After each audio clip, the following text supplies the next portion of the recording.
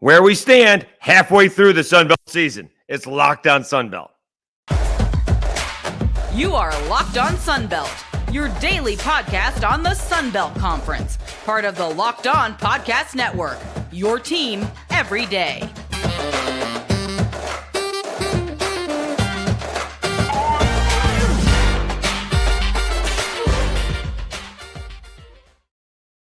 Welcome back to another edition of Locked On Sun Belt, your team every day. Today's episode brought to you by FanDuel. FanDuel, the official sportsbook of Locked On. Make every moment more right now. New customers can bet $5 and get $200 in bonus bets guaranteed. Visit FanDuel.com/LockedOn to get started. All right, we're still going over the incredible Coastal win last night. I'm still not sure about the whole Sean Clark thing, right? He still has a backup quarterback playing, and I think he's playing okay.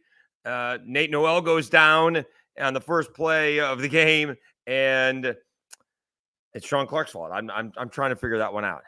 We had that Scott Watkins led Twitter Spaces last night. No, they're not as good as they had been, but there's reasons for that. People want to call it excuses. I call it reasons. So, they were going to win the football game. They were going to win the football game. They didn't win the football game. I'm not sure how much that's Sean Clark's fault, right? If they kick a field goal and not fumble, and then Coastal goes down and scores, maybe. But I mean, they were down 14-0, and they tied the ball game up, and they were going to win it. They get it stopped, so I don't understand. Please explain to me what the deal is. Like, we're App State, so we win. Is that the deal? So. They have like 3 incredibly close losses. One at Carolina in overtime. Maybe should have gone for 2 earlier. I think they had the ball first in overtime. So that's not the way you want to do it, but still, you force Carolina to go for 2. And then, they lost to Wyoming on a field goal, and they just lost to Coastal by a field goal. I mean, that's, sometimes all those things go your way, as they did last year for South Alabama, and sometimes they don't, like this year for South Alabama and App State. So, I'm still trying to figure out. It's a disappointing loss. I'm not sure that Sean Clark should lose his job for that. All right, so let's check in halfway through the Sun Belt season. And, we could go over, who the biggest surprise is, the biggest disappointment. It's tough not to – it really is tough. Well, who's the biggest surprise is Texas State. We'll just start there, right? Despite losing last week to the Raging Cajuns, they are the biggest surprise because, they were I think they were picked 5th by the coaches, but the coaches kind of just go chalk for the most part, all right? And some places had them finishing last, like with a couple of wins. They should, for all intents and purposes, get to a bowl game this year, right? We'll see what happens on the road with Arkansas State. But, they should beat Monroe this week at home, all right? Bounce back win. Then you're hosting Troy, and that's going to be fun, right? You're going to have this great offense versus this great defense. I think most people think Troy will win that ball game, but that's not for sure. You have a chance to upset them. You do get Georgia Southern. I mean, this is like a 3-game homestand. They're not leaving Texas for the better part of a month, right? They just got home after last Saturday, and they're not leaving until, they get an off weekend. They're not leaving until November 11th to go to Coastal. So they have a couple of high-powered offenses, or one high-powered offense in Georgia Southern, and a really good defense. And, Kamani Vidal and Gunnar Watson are all of a sudden tough to stop. But, the big ball game for them is going to be at Arkansas State. And then they're certainly going to have a chance to make a statement versus South Alabama. And depending on what South Alabama does for the next 2 months, South Alabama could mail it in. I mean, I don't think they will, because that's not what Kane Womack does. But, if they're scraping to get their 7th or 8th win, they may not be quite as motivated if they were looking at their 9th or 10th win. So we'll see what happens with South Alabama. So Texas State is by far the biggest surprise positively, right? They're the biggest surprise on the positive side. On the negative side, you do have, a couple of teams you can go with. Also, by the way, what about the Cajuns? I would say the Cajuns are a positive surprise. You got more than a couple positive surprises. Okay, my mistake. You do. I mean, are we saying James Madison is a surprise? I mean, they were picked to win it. At least the East, they're 5-0. Maybe we're surprised at how they've done it, right? They switched quarterbacks in about 10 minutes, and they have won a bunch of close ball games. We'll see if the way South Alabama played them is the way other teams are playing and moving forward, right? This Georgia Southern James Madison game, it was at 6. I'm sorry, it was at 3 when it opened up. Now it's at 6. That's a big line and a big movement in a week or half a week. James Madison, I made fun of Ken Womack, the South Alabama head coach. Well, we played really well except for those explosive plays. Well, those count. So we'll see if other teams can execute it a little better than South Alabama did, because James Madison, what were they, 2 for 14 on third down? But they had, 3 explosive plays plus 1 pick 6. So that's going to be the difference in the ballgame. All right. Georgia Southern, a little bit of a surprise. They're 4-1. They started out hot last year, right? And they never really rebounded from the loss against South Alabama. They have a huge ball game against JMU. Their only loss is, the 6 turnover game against Wisconsin, a game they could have won, not necessarily should have won. I think James Madison's going to have a tough time slowing Georgia Southern down, right? Georgia Southern's not really going to try and run the ball. We'll see how James Madison's pass defense goes against Georgia Southern. Marshall may be a nice surprise. Their only loss is NC State. The only problem with Marshall's surprise is, where is their defense? The defense is an issue. All right, this Georgia State ball game, they're 4-1. They got to be a little bit of a surprise. Darren Granger picking things up. They did not look very good against Troy. They've had a week off to lick their wounds. We'll see what they do against Marshall. That game is in Atlanta. Coastal is probably a surprise the other way for most, but I think, Tim Beck and company we got to go with what works. And with what works is what the Jamie Chadwell offense was. And that was definitely the difference against App State the other night. And App State's lost like 3 close ball games. So it is what it is. That's college football. Troy, I don't think that's much of a surprise. 4-2. They lost to JMU. They lost to Kansas State. A little bit of a slow start defensively, but now they're giving up less than 300 yards a game. Troy is back. And now they're explosive offensively all of a sudden. So, they're going to be a tough out for South Alabama, for the Cajuns, for Texas State. They're going to be tough. All right. They get Army this week in upstate New York. Army's one of those games where you have a defensive plan and you adjust, because your defensive plan is not lining up with their offensive plan. Troy should have lost to Army last year.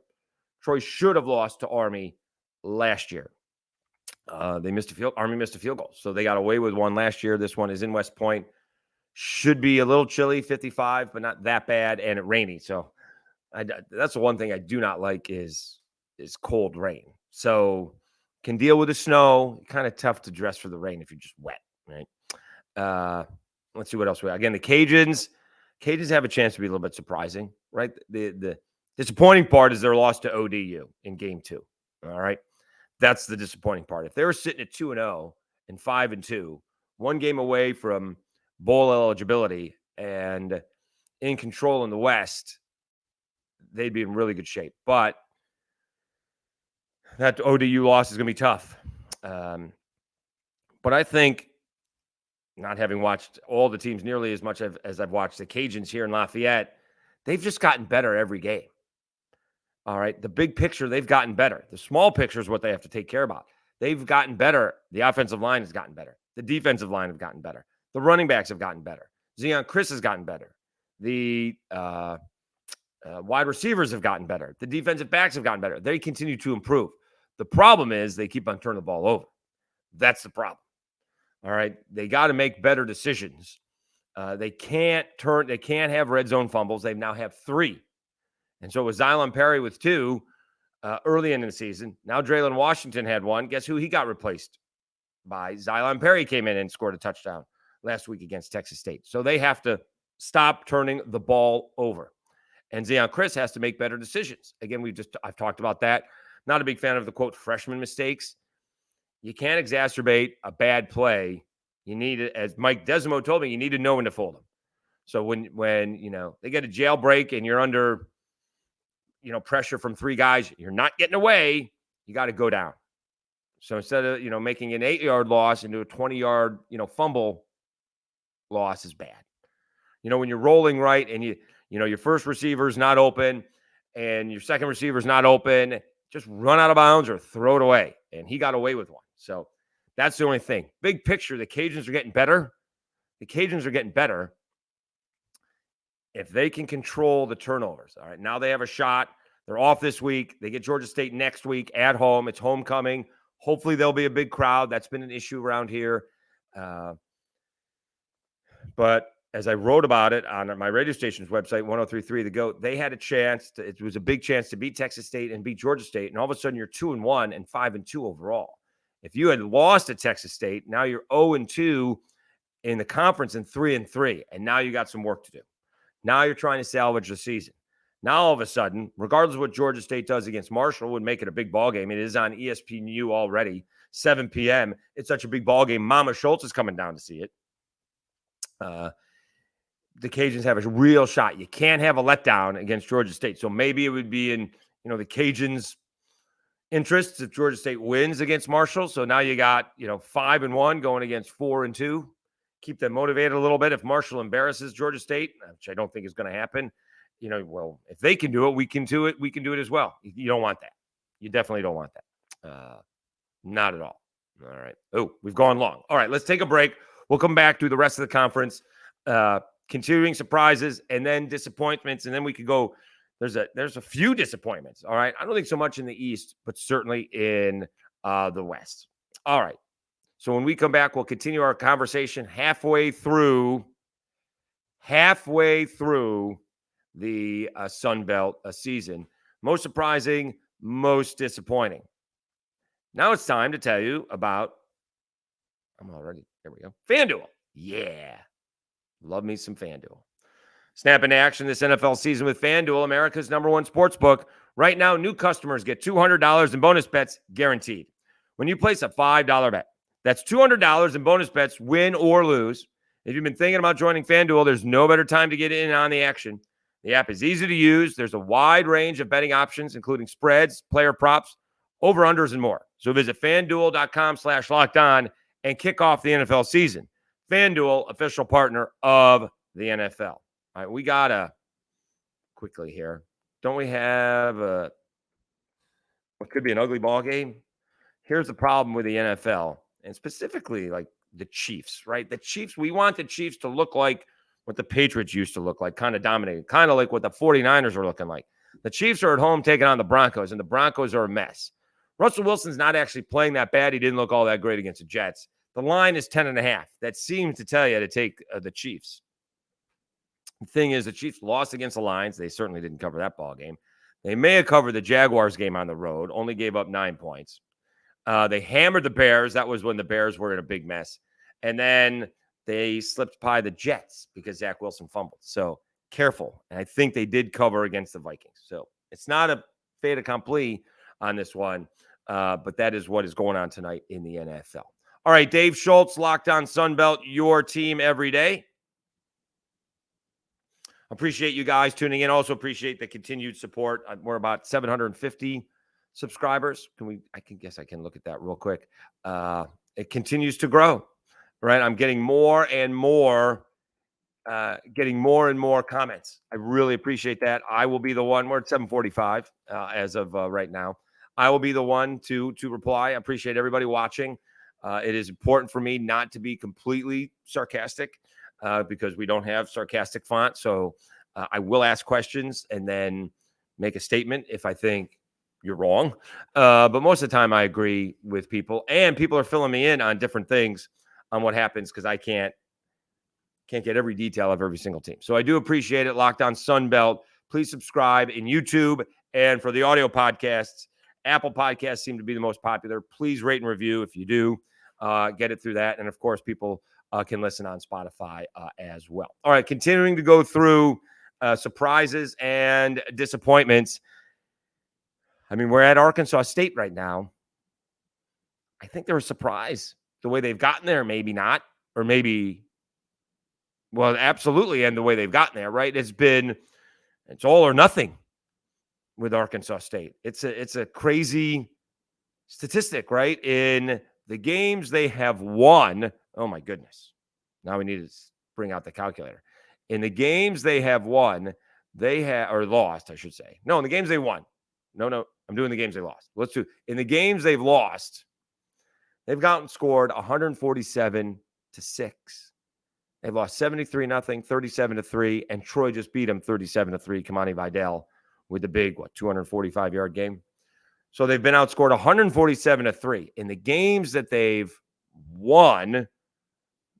They have scored. Oh goodness,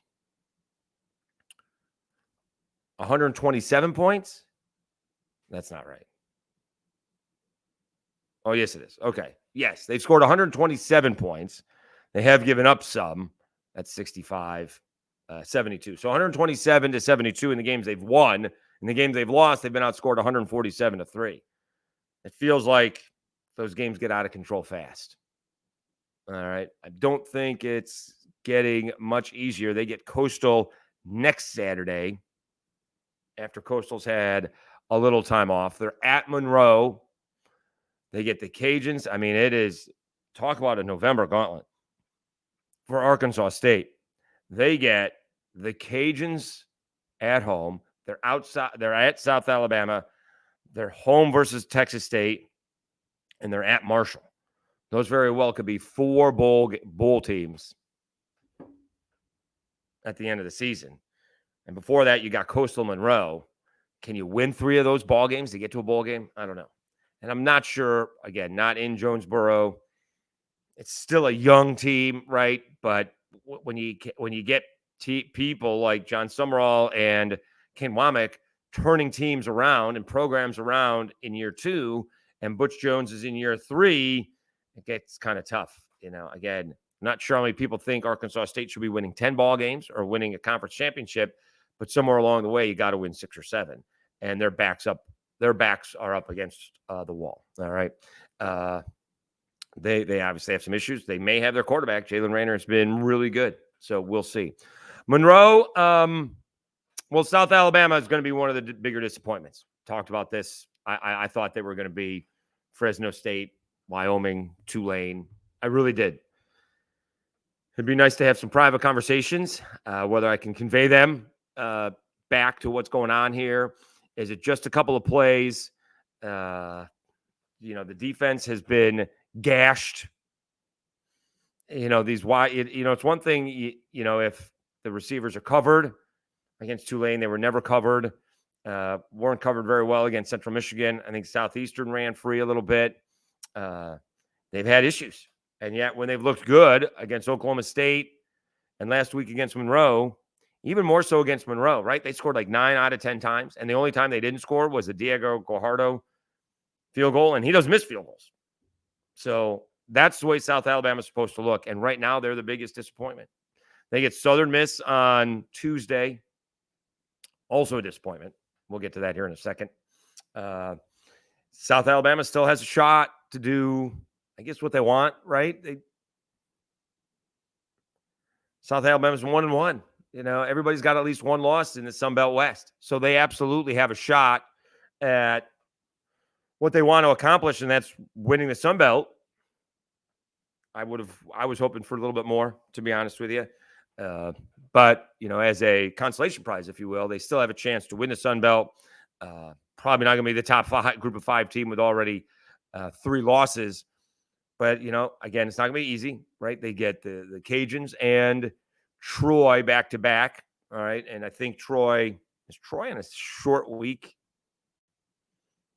Troy might be on a short week. They get the Cajuns next Saturday. They get They're on Tuesday.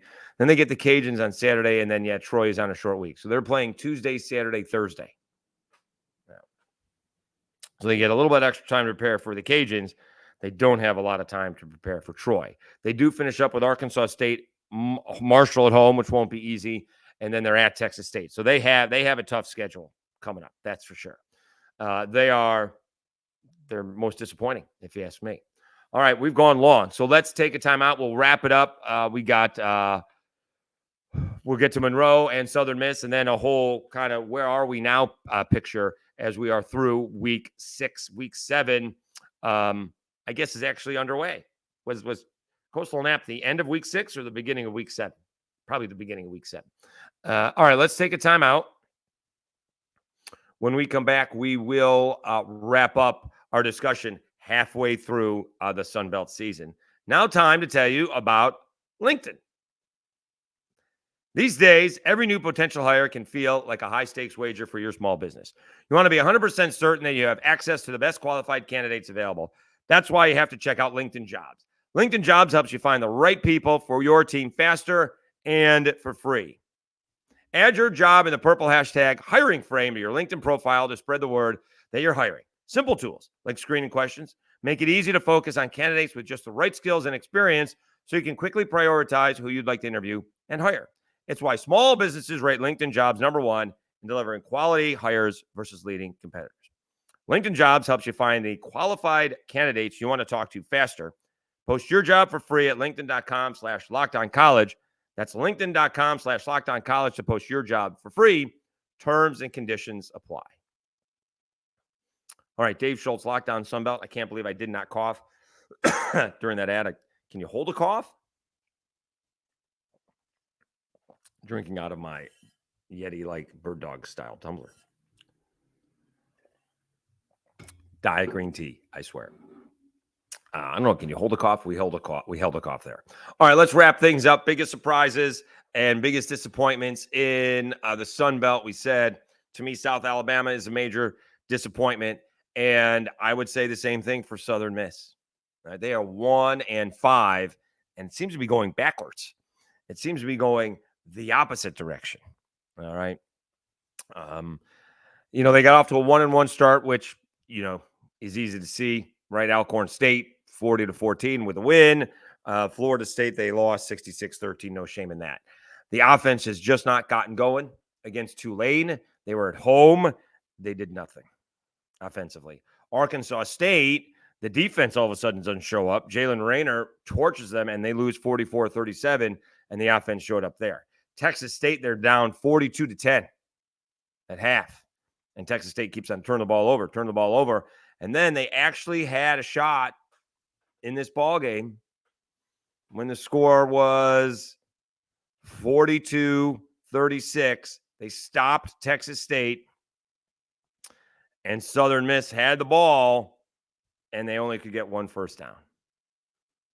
Frank Gore is passing the superback came in at that point in time, and they're at their own.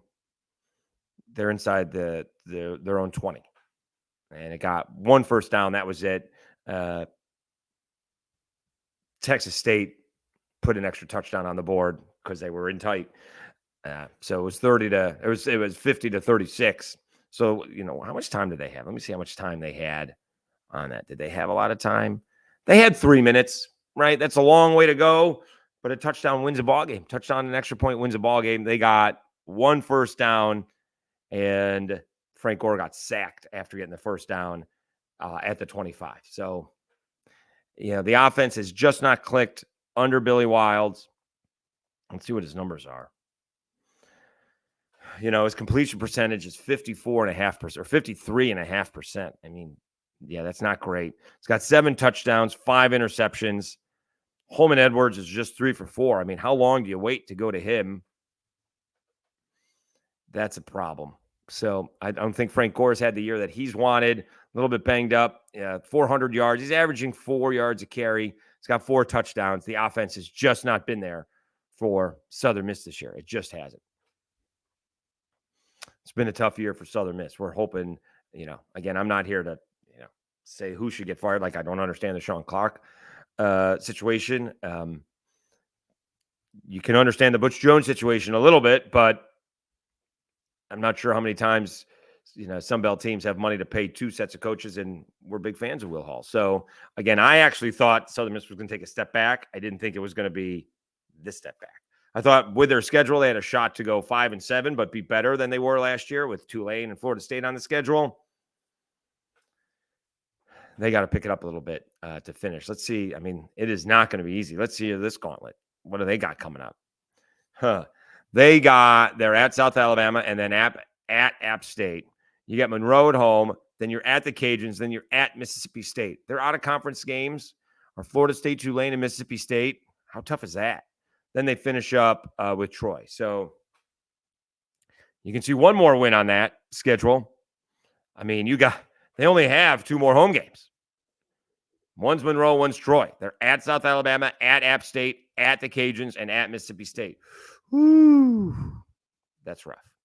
All right, and then Monroe. I guess we all just say Monroe is Monroe, but, they beat Army. They beat Lamar. They get beat by A&M. They had a shot at beating App State. They absolutely had a shot at beating App State. They got a goal line stand on fourth down against them, and then they give up a 54-yard field goal. They could have absolutely started 3-1.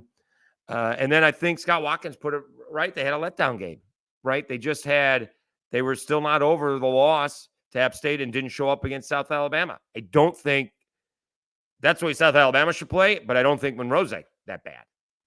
And they had one of their bad games. They don't get it easy either. They're at Texas State. Texas State licking their wounds. They're at Georgia Southern. All right. They're home versus Arkansas State. They're at Southern Miss. They get Troy. They're at Ole Miss. They're at the Cajuns. They have 5 road games left. My goodness. They've only played one. Yeah, they need to get off to a good start. They've only played one game on the road so far this year. That's at A&M. Now they're on the road for most of the rest of the season. So that's not going to be easy. I mean, they get Arkansas State and Southern Miss. Can they win those ball games? And do you upset one of the other other Sunbelt schools? That's going to be tough. All right. So especially on the road, we do wish Terry Bowden all of the luck. All right. A little bit long on this one, but a lot to go over. All right. And we went long in the first segment. It is halfway through.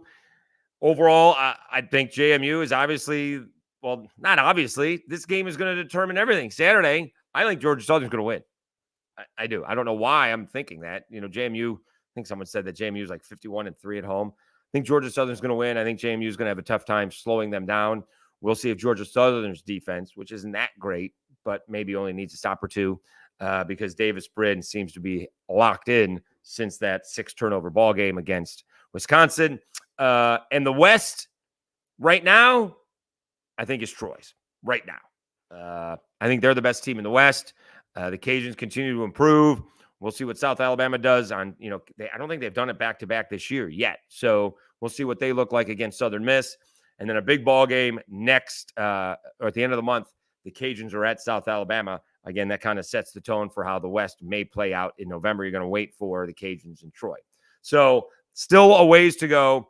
It is halfway. It's flying by, right? Even we mentioned the end of September was kind of odd. It was week 5, right? Because it was like September 2nd when the season started, and you were through 5 weeks through the end of September. Now we're already into week 7 with Coastal beating App. Again, thank you so much for tuning in. Please tell all your friends about Locked On Sunbelt. Try to get it out there as much as possible. Appreciate everybody who watches and listens and comments. Again, it is me replying. Locked On Sunbelt every day. All right. We'll be back again tomorrow. We'll continue to preview week 7 coming up tomorrow. I'm your host, Dave Schultz. Thanks for watching and listening to Locked On Sunbelt, your team every day.